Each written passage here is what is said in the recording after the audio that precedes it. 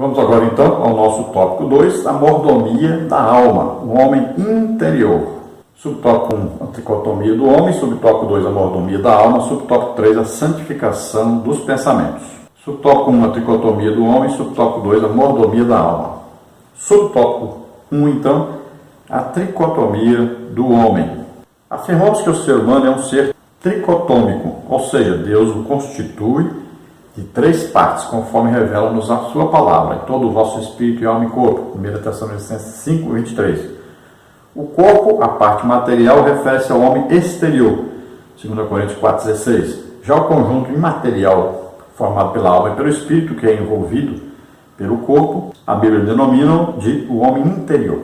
Conforme as palavras do apóstolo Paulo, porque segundo o homem interior tem o prazer na lei de Deus. Romanos 7, 22, confere com 2 Coríntios 4, 16. Então aqui é o seguinte, nós temos aí a parte interior que está dentro do corpo, nós não vemos. E existe a parte exterior, que é essa parte que a gente vê. Então você olha para uma pessoa, você vê o corpo, você não enxerga a alma e o espírito dela. Então assim é formado o ser humano, é corpo, alma e espírito, só que o corpo a gente vê, e alma e espírito está dentro, é uma parte imaterial, né?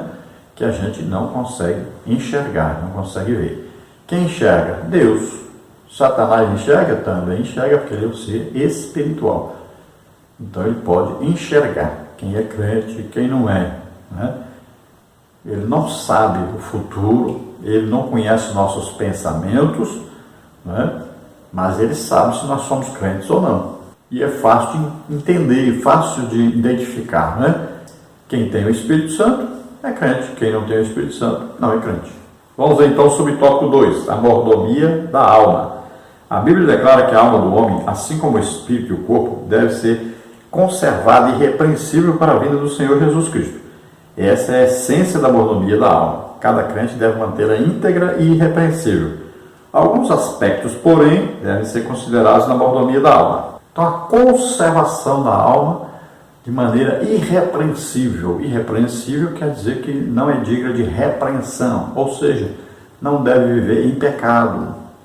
Então, o ser humano peca, mas o crente está todo o tempo ali na presença de Deus, arrependido dos seus pecados, pedindo perdão e lutando para não pecar mais, lutando contra o pecado.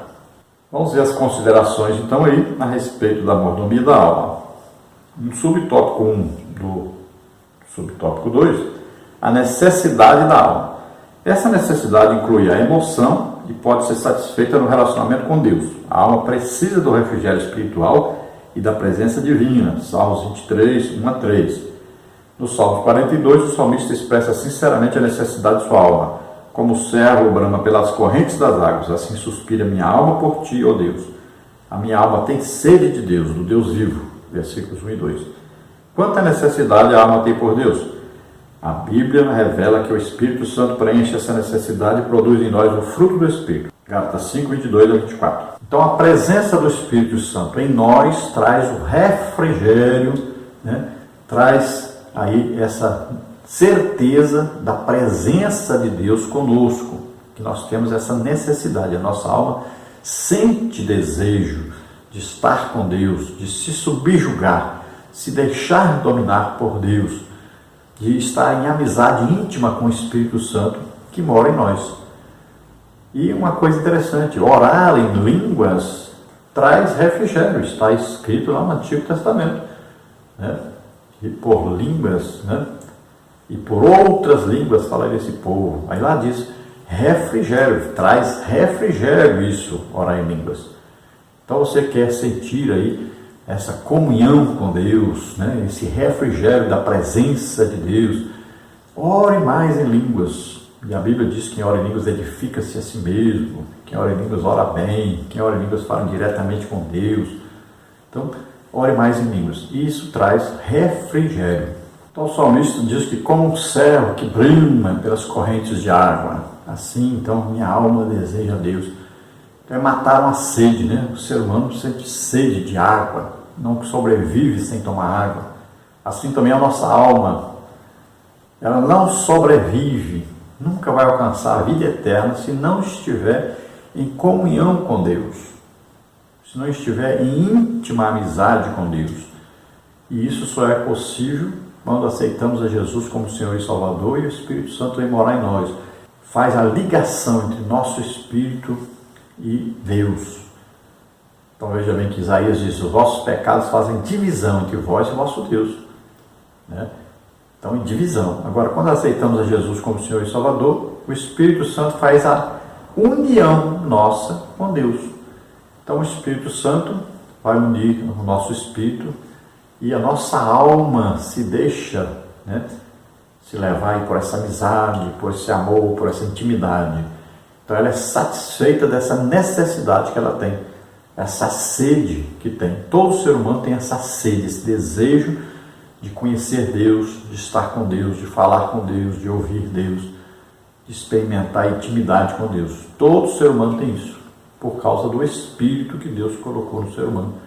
Então a sua alma, ela tem essa sede, esse desejo.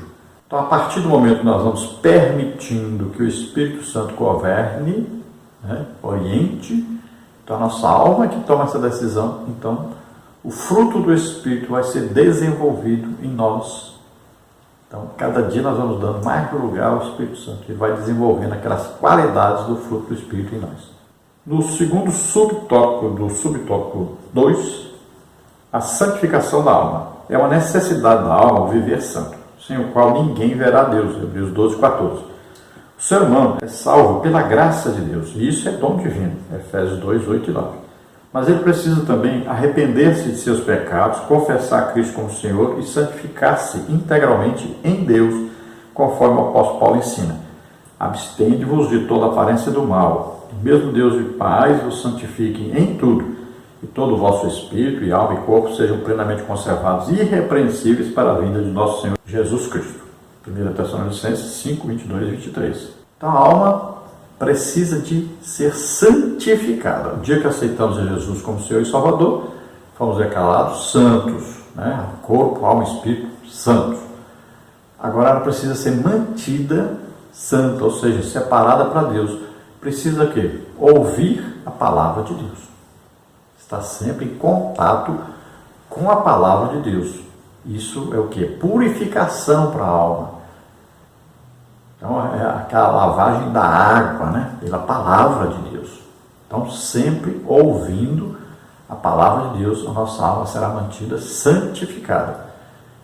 Então, ouvir, meditar na palavra de Deus, né? Aprender, esse interesse pela palavra de Deus. Precisamos ler a Bíblia. Todos nós temos essa necessidade, nossa alma tem essa necessidade. Para se manter santa, precisa de Bíblia, precisa palavra de Deus, precisa ouvir a palavra de Deus. Isso é importantíssimo. E o arrependimento de pecado se dá na alma. Então aí a alma que pecar, esta morrerá. Então, mas se pedir perdão, se arrepender, então será salvo. É preciso haver arrependimento, é preciso tomar a decisão de se submeter a Deus. É preciso tomar a decisão de permitir que o Espírito Santo governe. Olha, se com a tua boca confessares ao Senhor Jesus, e em teu coração creres que Deus o ressuscitou dos mortos, será salvo. Olha aí, o crer, o ter fé, pertence à alma. A pessoa precisa exercer isso, acreditar na palavra de Deus, acreditar no Evangelho pregado. Lá em Efésios 1, diz que nós estamos em Cristo depois de ouvirmos a pregação do Evangelho, da nossa salvação, tendo nele crido, nós vamos acreditar na pregação desse Evangelho, aí nós vamos receber a promessa do Espírito Santo que vem morar em nós. Nós somos salvos pela graça de Deus, não é por merecimento, não é por alguma coisa que nós fizemos. Graça de Deus é Jesus Cristo morrendo por nós na cruz, ressuscitando. Então nós somos salvos por Jesus Cristo que morreu por nós.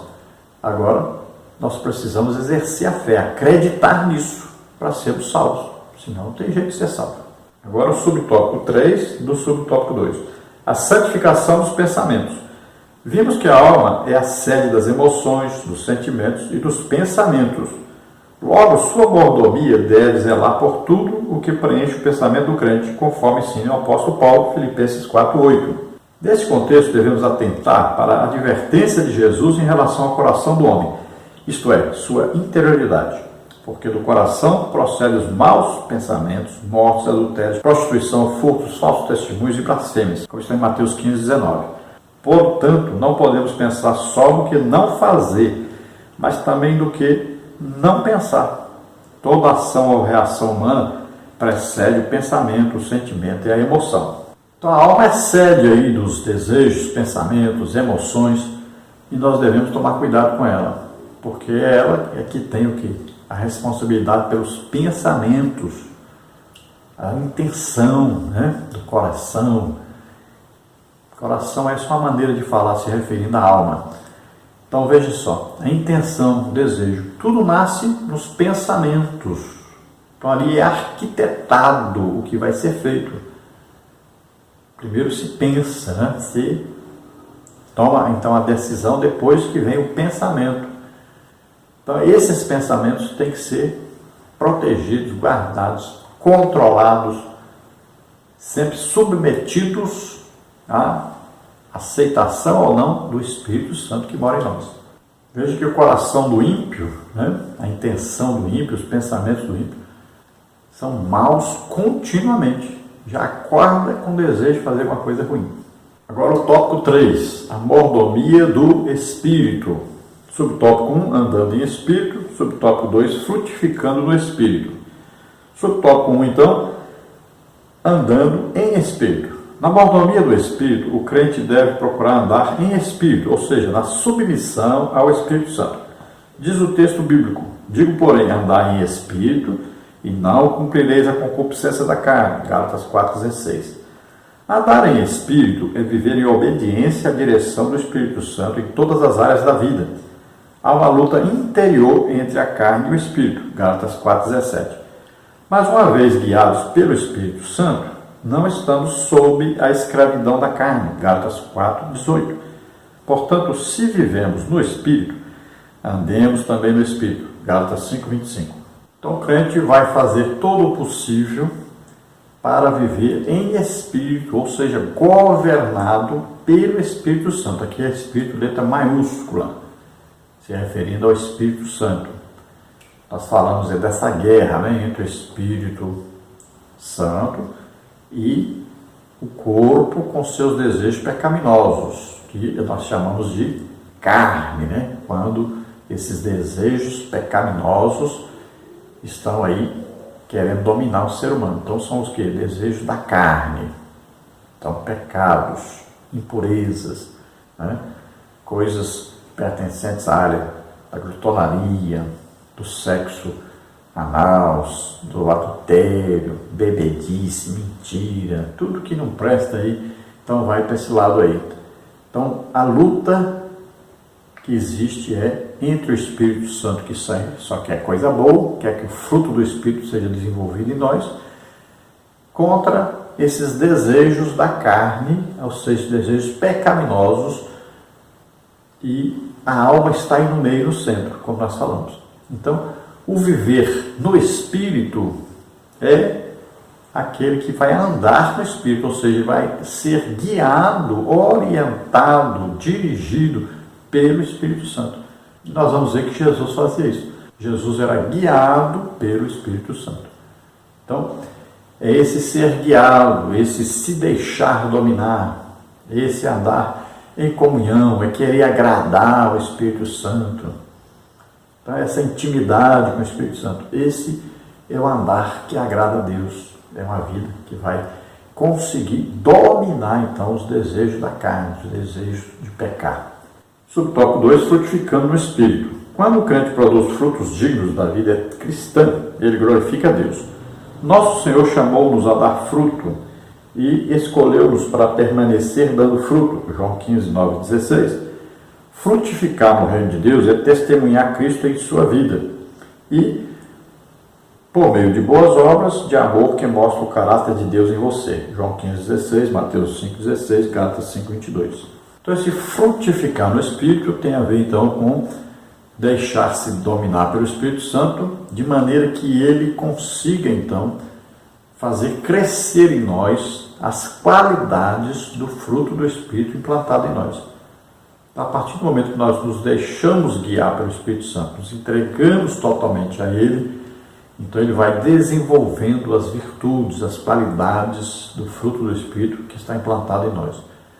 Então nós vamos crescendo no conhecimento de Deus, na graça de Deus, e nós vamos nos tornando melhores a cada dia, nós vamos procurando ajudar mais as pessoas, nos doar mais para ajudar as pessoas, amar mais a Deus, amar mais as pessoas, fazer de tudo para que as pessoas sejam salvas. Não existe maior coisa que nós possamos fazer do que colocar uma pessoa no reino de Deus, do que pregar o Evangelho para essa pessoa para que ela seja salva. Não existe coisa superior a isso. Por isso que a Bíblia diz que é sábio quem ganha almas. É sábio quem conduz as pessoas a Deus. Prova que ama realmente aquele que conduz as pessoas a Deus. Então existem várias maneiras de se conduzir as pessoas a Deus.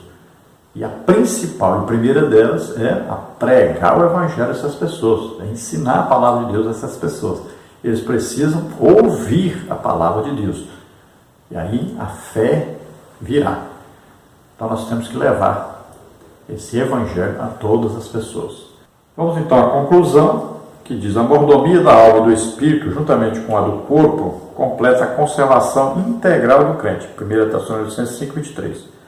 Zelar pela nossa interioridade e exterioridade diante de Deus é reconhecer que o Pai quer dominar tudo em nós e não somente partes de nossa vida. Por isso, sinta-se encorajado a expressar Cristo como seu Salvador. Esteja nele, seja santo, para isso Deus nos chamou. Então nós estamos vendo aí que Deus quer que o nosso ser integral seja totalmente controlado pelo Espírito Santo, controlado por Deus, não apenas uma parte do nosso ser. Então, todos os nossos pensamentos, sentimentos, nosso agir, nossas intenções, tudo deve ser governado pelo Espírito Santo. Nós devemos estar sempre debaixo da orientação do Espírito Santo, querendo sempre agradar a Deus, adorar a Deus com a nossa vida, com a nossa maneira de ser, de agir, de fazer. Em tudo devemos agradar a Deus. Então devemos prestar aquele culto que nós estudamos na lição passada, um culto racional a Deus, entregando nosso corpo, nossa alma e nosso espírito, conservando-os santos, separados para Deus, como instrumentos de Deus na terra. Vamos orar agora. Se você deseja aceitar Jesus como Senhor e Salvador, é sua oportunidade de receber a salvação, perdão por todos os seus pecados, o Espírito Santo virá morar em você. Vamos orar agora. Se você está doente, se você está enfermo, vamos orar agora para que você seja curado.